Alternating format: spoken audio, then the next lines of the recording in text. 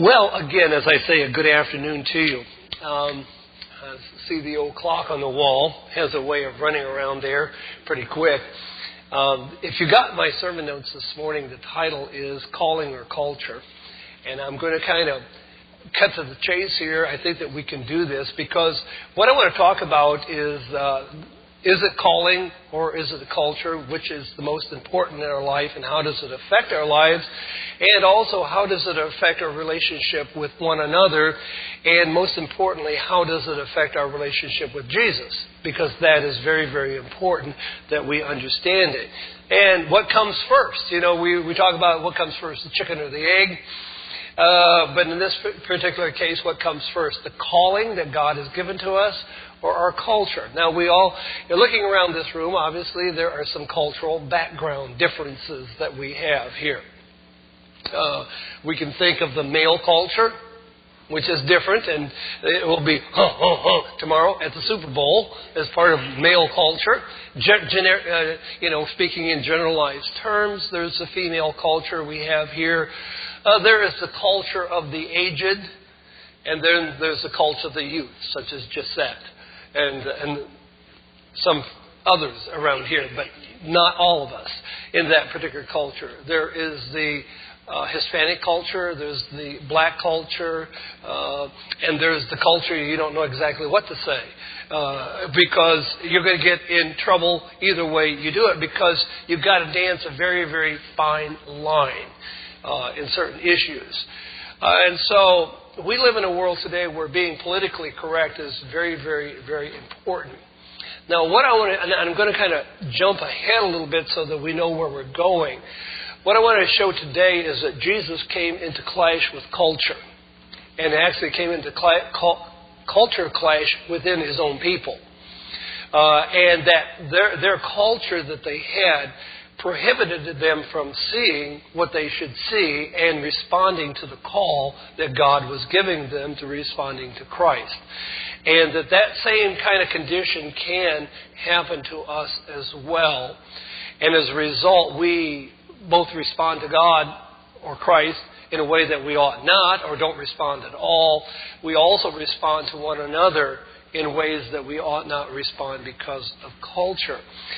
And I want to again emphasize that the way that I think that when we finish today, I suggest that what we're going to see is that calling is primary in a person's life. And I kind of asked the Santa Rosa Church to do something for me as I concluded the sermon. I asked them to take and make a caricature of themselves this coming week and kind of say, this is the person that I would be if I truly responded to the calling that God has given me and the like. But I would like to ask us, when we think about our identity, is our identity truly found in our culture? Are our beliefs and behaviors rooted in the culture? Who we are, how we think and how we live, how we feel about others, and certainly our national identity. And I'll start with that because it may help us to understand some of the obstacles that Christ encountered. And what I want to look at today is the example that we find of Jesus coming to a cultural clash, in this particular case with some Jewish believers, in John chapter 8. And what I have found most amazing is that these cultural clashes that Jesus encounters starts over the simplest of things. And they are a whole lot bigger than what you realize. And this has kind of forcibly been brought to my attention in the last few weeks, because I've talked about when we reason with God, we sit down and God says, come and reason with me. And then when kind of we begin to look at issues and we start talking about issues and we begin to explore issues, it's pretty easy for us kind of emotionally, for our tempers to kind of flare, to get confrontational, to get very, very resistant. And when push comes to shove, then we begin to realize, well, how deep-seated or how deep-rooted are these thoughts, are these concepts that we have, and how do we deal with them? So this is a very, very simple little statement that Jesus makes to some people who began to believe in Him in John chapter 8, where He says, "Then Jesus said to those Jews which believed on Him," now they were agreeing with Jesus, and I love the way that Jesus starts this conversation. He'd been talking to them. They begin to believe on Him. And Jesus said, "If you continue in my word, then you are my disciples indeed." Now that might cause us a little bit of a question, but I think it proves the point again about the continuation in what Jesus says. We tend to hear things on a superficial basis. But when you continue in what He says, all of a sudden it begins to really take root in us, and we begin to gain some understanding. And you shall know the truth, and the truth shall make you free. Now, wait a minute here. There's a little bit of a challenge. You shall know the truth, and the truth will make you free. It's like, whoa, I already know the truth. What do you mean, you shall? That's future tense. You shall know the truth, and the truth shall make you free. And they answered Him. Now, notice here their response. They go to this physical. "We are Abraham's seed, and we were never in bondage to any man. How say you that you shall be made free?" Oh, now the conversation is beginning to escalate here a bit. We shall be made free. We're able. Don't you know who we are? Do you not know our culture? Do you not know and understand our background? And Jesus answered them, "Verily I say unto you, whosoever commits sin is a servant to sin." Now, wait a minute. We thought free. We live in the land of the free. We're a free people. This would apply very well to America today and American culture.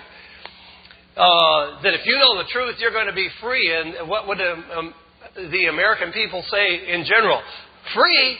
We're the freest people on the face of the earth. We can do whatever we want to do. I have my right to do what I want to do and the like, and I'll do what I want to do, etc., etc. We're free. That's what we're all about. And the servant abides not in the house, but the Son abides forever, He says. And if the Son shall make you free, you shall be free indeed. Now, wait a minute. What is the Son going to make me free? I choose myself. I make my own choices around here. What do you mean the Son's going to make me free? Jesus says, "I know that you're Abraham's seed, but you seek to kill me because my word has no place in you." Whoa, where'd that come from? You seek to kill me because my word has no place for you. Jesus knows when push comes to shove how irritated and how fast these things can escalate. How many husbands and wives have gotten into an argument, by the time it's over with, they're just about ready to kill one another? Or in a moment, they may wish they were dead. Not they, them, but the other party, who obviously doesn't know what they're talking about, at least in their eyes. "I speak that which I have seen of my Father, and you do that which you have seen of your father." And they answered. Now, Jesus brings up something else that allows them to be, all of a sudden now they're thinking, "Oh yeah, we know your father, right? Yeah, Joseph and Mary, we know all about you." And they answered and said to him, "Abraham is our father." And Jesus said to them, "If you were Abraham's children, you would do the works of Abraham. But now you seek to kill me, a man that has told you the truth, which I have heard of God. This did not Abraham? You do the deeds of your father." Then said they unto him, "We be not..."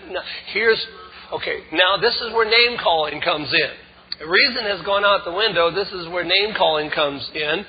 "We be not born of fornication. We have one Father, even God."